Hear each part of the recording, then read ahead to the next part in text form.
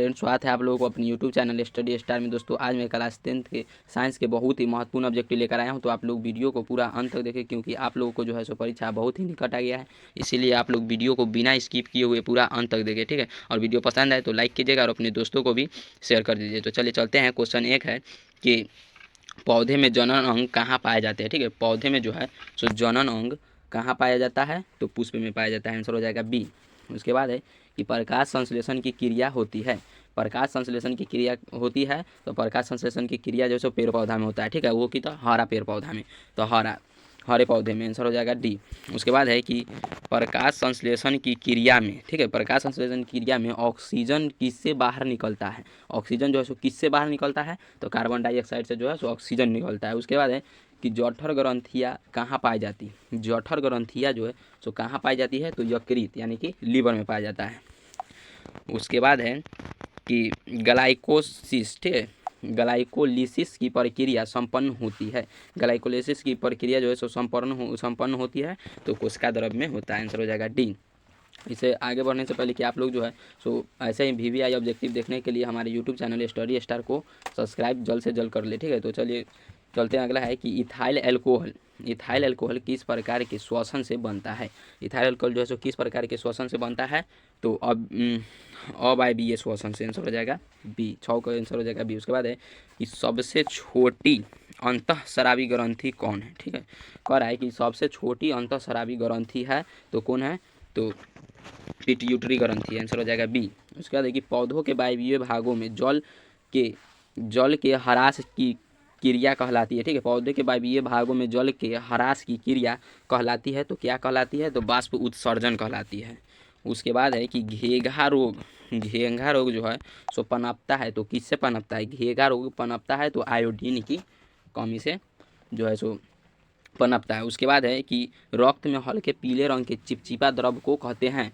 रक्त में हल्के पीले जो है रंग के जो होता है चिपचिपा द्रव, उसको क्या कहते हैं, तो प्लाज्मा कहते हैं। आंसर हो जाएगा सीरम कहते हैं। सीरम आंसर हो जाएगा सी। रक्त में पीले रंग के जो होता है उसको सीरम कहते हैं। आंसर हो जाएगा सी। उसके बाद है कि रक्तचाप मापने के उपकरण को कहते हैं। रक्तचाप जो मापने वाला होता है उस उपकरण को या युक्ति को कहते हैं, तो क्या कहते हैं, तो सिग्मैनोमीटर कहते हैं। आंसर हो जाएगा डी। उसके बाद है कि बाष्प उत्सर्जन की क्रिया पाई जाती है, ठीक है। बाष्प उत्सर्जन की क्रिया जो है सो पाई जाती है, तो थोड़ी देर पहले आप लोग पढ़े हैं कि जो निकलता है जल उसको जो है सो क्या कहते हैं, तो बाष्प उत्सर्जन कहते हैं। तो कथी में से निकलता है, तो पौधा में से, तो जो है पौधों में से, ठीक है, पौधों में से। 12 का आप लोगों को आंसर हो जाएगा बी, पौधों में से। उसके बाद है कि निम्नलिखित में किसमें खुला परिसंचरण तंत्र पाया जाता है। निम्नलिखित में जो है सो किसमें खुला परिसंचरण तंत्र जो है सो पाया जाता है, तो तिलचट्टा या काकरोच। तिलचट्टा कहेगा तो चाहे काकरोच भी दे ले रहता है तो काकरोच हो जाएगा। उसके बाद है कि रक्त क्या है, ठीक है। रक्त जो है सो क्या है, तो रक्त एक उत्तक है। 14 का आप लोगों का आंसर हो जाएगा बी। अगला है कि मूत्र का पीला रंग किस वर्णक के कारण होता है, ठीक है। मूत्र जो है सो पीला रंग किस वर्णक के कारण होता है, तो यूरोक्रोम के कारण जो है सो पीला होता है। उसके बाद है कि निम्नलिखित में कौन एक उभयलिंगी जंतु है, तो केचुआ है। केचुआ जो है सो उभयलिंगी जंतु है। उसके बाद है कि यूरिया रक्त में कहाँ से प्रवेश करती है। यूरिया जो है सो रक्त में कहाँ से प्रवेश करती है, तो यकृत से।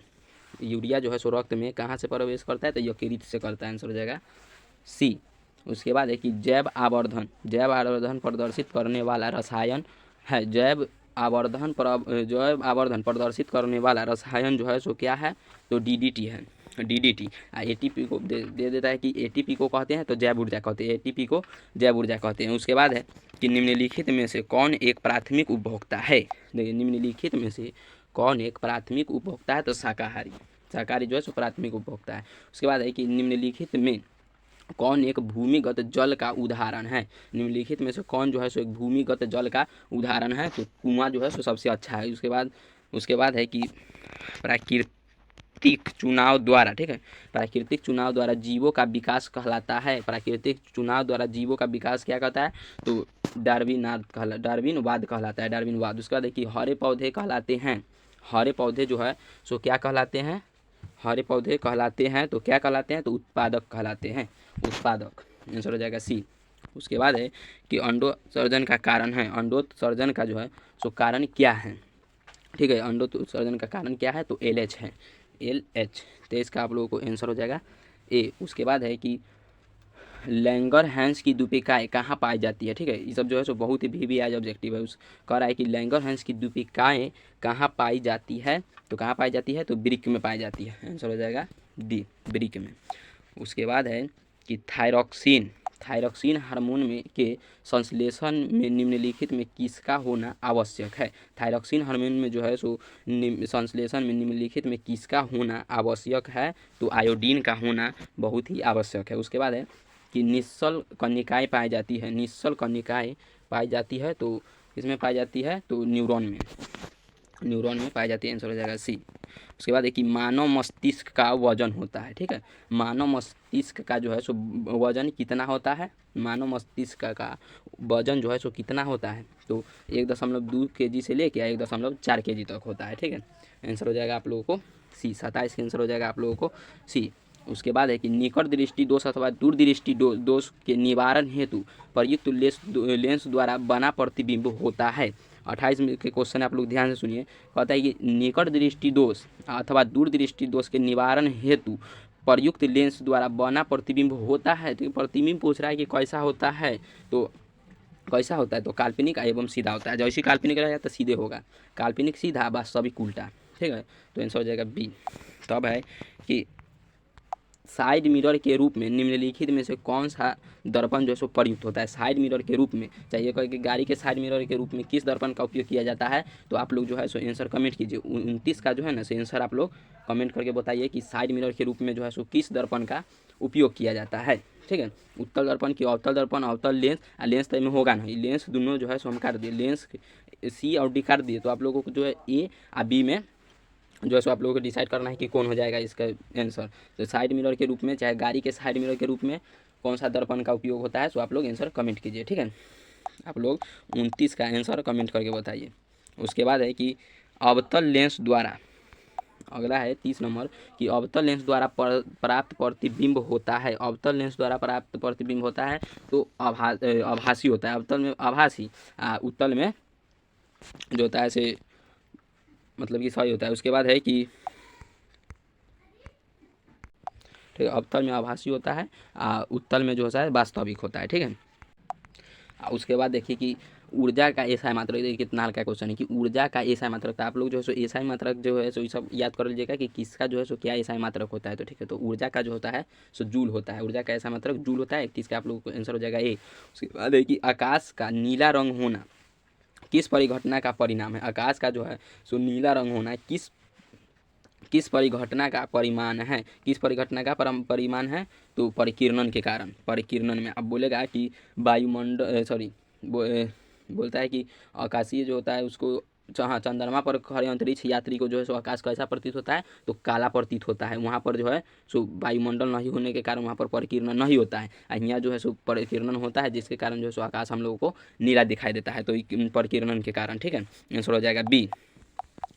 उसके बाद है कि सामान्य नेत्र के लिए अस्पष्ट, ठीक है, सामान्य नेत्र के लिए अस्पष्ट दृष्टि का न्यूनतम दूरी कितना होता है, सामान्य नेत्र के लिए अस्पष्ट दृष्टि की न्यूनतम दूरी जो है सो कितना होता है तो 25 सेंटीमीटर जो है सो होता है। उसके बाद है कि किसी उत्तल लेंस का फोकसांतर 50 सेंटीमीटर है, उसकी क्षमता क्या होगी, ठीक है, उसकी क्षमता जो है सो क्या होगी तो +2D होगी, +2D होगी। उसके बाद है कि एक प्रिज्म कितने सतहों से घिरा होता है, एक प्रिज्म जो है 35 नंबर क्वेश्चन आप लोग देखिए कि एक प्रिज्म जो है सो कितने सतह से घिरा होता है, एक प्रिज्म कितने सतहों से घिरा होता है तो 2 सतहों से घिरा होता है, 2 सतहों से। उसके बाद है कि अभिनेत्र लेंस की फोकस दूरी में परिवर्तन किया जाता है, अभिनेत्र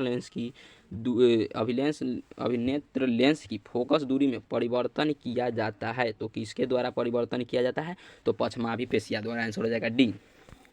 उसके बाद है कि प्रकाश के परावर्तन के कितने नियम है, ठीक है, प्रकाश के परावर्तन के कितने नियम है, तो एकदम बहुत ही हल्का क्वेश्चन है, ठीक है, बहुत ही हल्का, इससे मतलब कि हल्का कोई हो ही नहीं सकता है, तो इसका आंसर हो जाएगा दू। फिर बोलेगी कि प्रकाश के अपवर्तन के भी कितने नियम, तो आपको दू मारना है, परावर्तन भी कहेगा तो आपको दू मारना है, ठीक है। उसके बाद है कि फोटोग्राफी कैमरा का अभिदृश्यक होता है, फोटोग्राफी कैमरा जो होता है उसका अभिदृश्यक भाग जो है सो किसका होता है, तो उत्तल लेंस के होता है, समझे, उत्तल लेंस के। तो आंसर हो जाएगा ए। उसके बाद देखिए यदि एक किरण, ठीक है, यदि एक किरण अवतल दर्पण पर लंबवत आपतित हो तो परावर्तन के बाद किरण किस बिंदु से गुजरेगी, किरण जो है सो किस बिंदु से गुजरेगी, तो फोकस दूरी से गुजरेगी। आंसर हो जाएगा ए। उसके बाद देखिए यदि एक प्रिज्म से एक वर्णी किरण गुजरे तो इसका नहीं होगा, तो क्या नहीं होगा, तो जो है तो आप लोग कमेंट करके बताइए कि क्या नहीं होगा। यदि प्रिज्म से एक वर्णी किरण गुजरे तो इसका क्या नहीं होगा, सब लोग कमेंट कीजिए। 40 का आंसर कमेंट कर लिए। तो आज के लिए इतना ही, मिलते हैं अगले वीडियो में। जय हिंद, जय भारत।